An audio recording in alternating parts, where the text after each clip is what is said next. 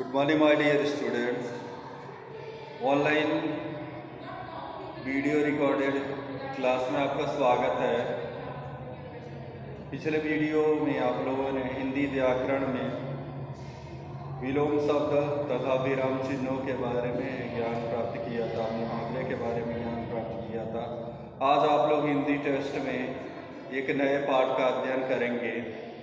यह पाठ भारत के प्रसिद्ध वैज्ञानिक डॉक्टर जगदीश चंद्र बसु के जीवन पर आधारित है। ये उनकी जीवनी है। यह जगदीश चंद्र बसु जी की जीवनी है। जीवनी क्या होती है? जीवनी में किसी भी महापुरुष के जीवन के सभी कृत्यों का, किसी भी महापुरुष के जीवन के कृत्यों का बड़ा ही सुंदर वर्णन होता है। जीवनी के माध्यम से हम किसी महापुरुष के जीवन से संदर्भित सभी घटनाओं के बारे में ज्ञान प्राप्त करते हैं। आइए हम लोग आगे बढ़ते हैं और देखते हैं जगदीश चंद्र बसु जी के बारे में। विद्वानों का जीवन अनुकरणीय एवं व्यक्तित्व निर्माण में सहायक होता है। जीवनी हमें महान व सुप्रसिद्ध लोगों के जीवन से परिचित कराने की एक सशक्त विधा है। विधा मतलब एक उसका तरीका है, माध्यम है। तुम्हारा हाथ अनजाने में ही आग से छू जाए तो फौरन हटा लेते हो। कड़ाके की सर्दी पड़ रही हो तो तुम्हें ठिठुरन महसूस होती है। पौधे भी हमारी तरह सर्दी, गर्मी, दुख, दर्द का अनुभव करते हैं। इस बात को सबसे पहले किसने समझाया? भारतीय विज्ञानी आचार्य जगदीश चंद्र बसु ने। अपनी खोजों से वह इस निष्कर्ष पर पहुँचे कि पौधों में भी जीवन होता है। वे संवेदनशील होते हैं। बाहरी उत्तेजना की प्रतिक्रिया भी वे व्यक्त करते हैं। तुमने छुई मुई मीमोसा देखी होगी। पत्तियां छूते ही मुड़ जाती हैं और थोड़ी देर बाद खुल जाती हैं, लेकिन ऐसी तीव्र प्रतिक्रिया अन्य पौधों में दृष्टिगोचर नहीं होती। दृष्टिगोचर मतलब, दृष्टि मतलब आँखों को, गोचर मतलब दिखाई देती है। ऐसी तीव्र प्रतिक्रिया आँखों को दिखाई नहीं देती है। अन्य पौधे भी प्रतिक्रिया व्यक्त करते हैं। प्रतिक्रिया मतलब किसी भी क्रिया के जवाब में दी गई प्रतिक्रिया। प्रतिक्रिया मतलब रिस्पॉन्स, लेकिन उसे नंगी आंखों से नहीं देखा जा सकता। अपनी खोजों से वह इस निष्कर्ष पर पहुंचे कि पौधों में भी जीवन होता है। वे संवेदनशील होते हैं। बाहरी उत्तेजना की प्रतिक्रिया भी वे व्यक्त करते हैं। तुमने छुई मुई मीमोसा देखी होगी।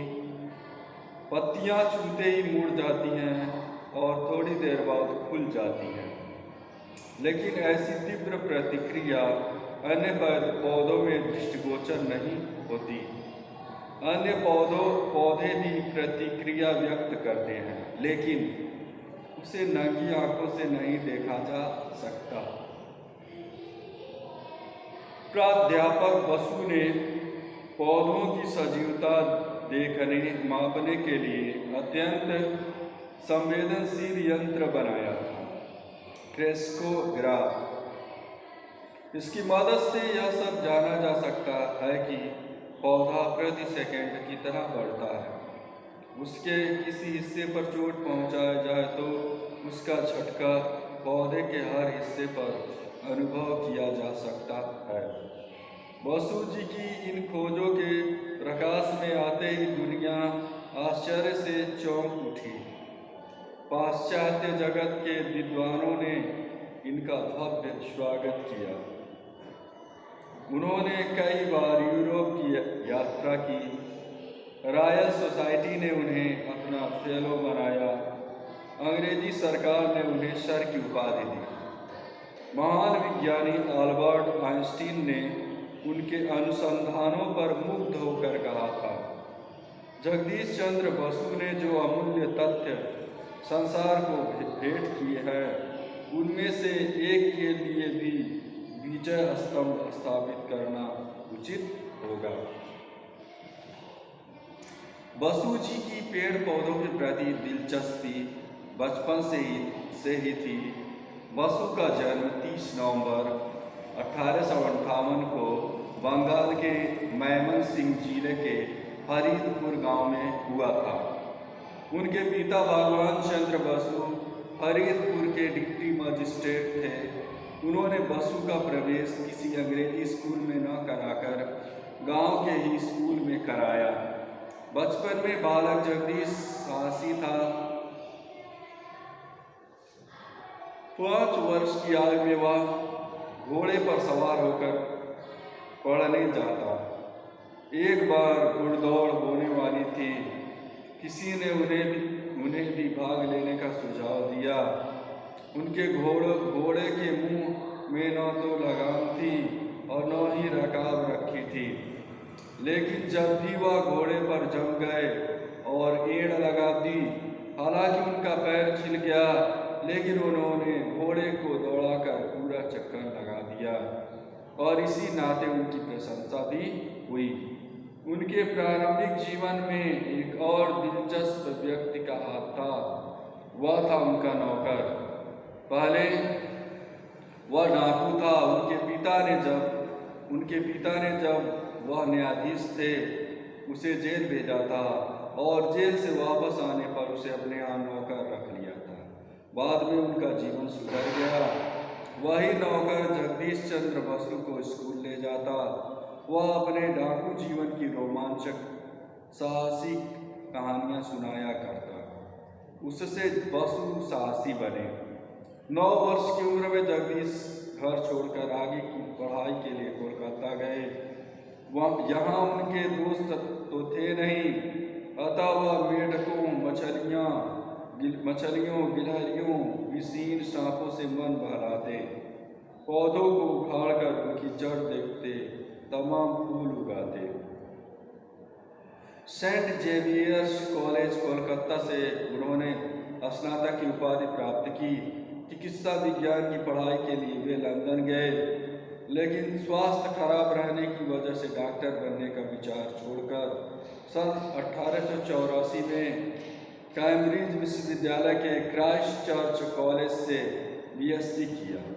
सन 1885 ईस्वी में वे स्वदेश लौट आए और कोलकाता के प्रेसिडेंसी कॉलेज में सहायक प्रोफेसर नियुक्त हुए।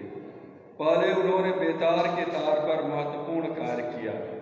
उनके प्रयोगों की सारी दुनिया में चर्चा हुई। उन्होंने इंग्लैंड, अमेरिका, जापान, जर्मनी आदि देशों की यात्राएं की और अपने प्रयोगों का सफल प्रदर्शन भी किया। बाद में उनकी दिलचस्पी पेड़ पौधों में हो गई।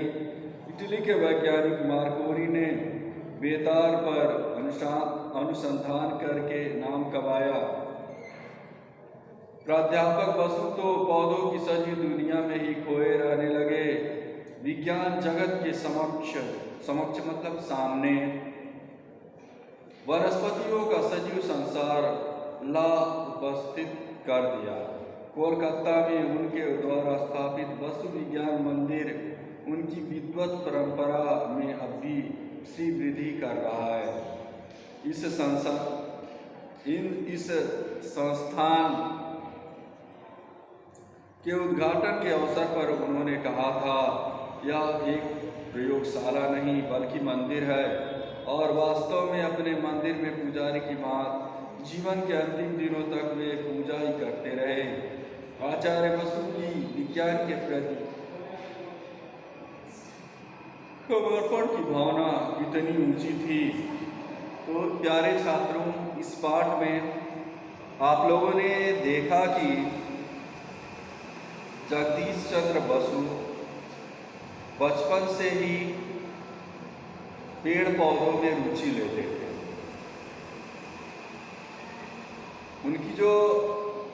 उनका प्रारंभिक जीवन जो था वो बहुत ही साहसीपूर्ण कार्य करते थे। वे घोड़े को चलाते थे और किसी भी व्यक्ति को आगे बढ़ने में उसके माता पिता या किसी अन्य व्यक्ति का भी हाथ होता है। कोई और व्यक्ति जो आपको अच्छी कहानियाँ सुनाए, अच्छे अच्छे विचारों से अवगत कराए, तो आपके मन में उत्साह की भावना जागृत होगी। ऐसे ही बाल्यकाल में, बचपन के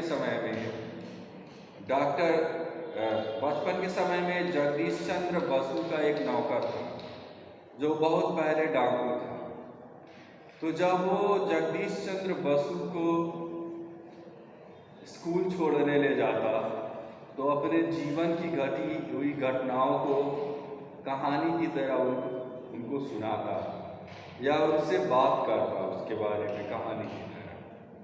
तो उसके विचारों को सुनकर बसु जी के मन में साहस की भावना जागृत हुई, वे साहसी बने। उनकी प्रारंभिक शिक्षा जो थी बसु जी की, वो कोलकाता के ही स्थानीय किसी स्कूल में, हिंदी माध्यम स्कूल में हुई थी। बाद में वो वहाँ के एक प्रसिद्ध सेंट जेवियर्स कॉलेज में पढ़ने के लिए कोलकाता चले गए। वहाँ से उन्होंने स्नातक की परीक्षा पास की और उसके बाद वो डॉक्टरी की पढ़ाई करने के लिए लंदन चले गए। उनका स्वास्थ्य लंदन में सही नहीं रहता था, जिस कारण वो डॉक्टरी की पढ़ाई पूरी नहीं कर पाए। बाद में वो क्राइस्ट चर्च कॉलेज से उन्होंने बीए की डिग्री प्राप्त की। बीए की डिग्री प्राप्त करने के बाद वो भारत आए और भारत आने के बाद वो एक जगह कोलकाता के प्रेसिडेंसी कॉलेज में सहायक प्रोफेसर के तौर पर काम करने लगे। उन्होंने मार्कोनी के साथ मिलकर बेतार का तार क्या होता है, जिसके द्वारा एक जगह से दूसरी जगह पे सूचना भेजी जाती है, उसको बेतार का तार कहते हैं। एक प्रसिद्ध इटली के वैज्ञानिक थे मार्कोनी, उन्होंने बेतार के तार का आविष्कार किया था, जिसके माध्यम से सूचना को एक जगह से दूसरी जगह भेजा जाता था, जिसको तार लोग कहते थे। बसु ने पूरे संसार में इन चीज़ों का आविष्कार करके नाम कमाया। बसु के अनुसंधान इस बात पर आधारित थे कि वो कहते थे कि जिस प्रकार से मनुष्यों के शरीर में जीवन होता है, वैसे पौधों के शरीर में भी जीवन होता है। जैसे हम बातचीत करते हैं, वैसे पौधे भी बातचीत करते हैं। जैसे हम सुख दुख का अनुभव करते हैं, वैसे पौधे भी अपने जीवन में सुख दुख का अनुभव करते हैं। तो इस बात को सिद्ध करने के लिए उन्होंने एक यंत्र का आविष्कार किया और अपने प्रयोगों में ये दिखाया कि देखिए, किसी पौधे के ऊपर जब हम प्रयोग करते हैं कुछ, तो उसके ऊपर क्या प्रभाव पड़ता है।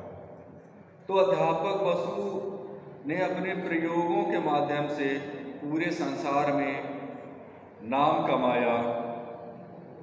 वो पौधों की सजीव दुनिया में पूरे जीवन भर खोए रहे और पूरा जीवन उन्होंने वनस्पति जीवों के अध्ययन में लगा दिया। उन्होंने कोलकाता में बसु विज्ञान मंदिर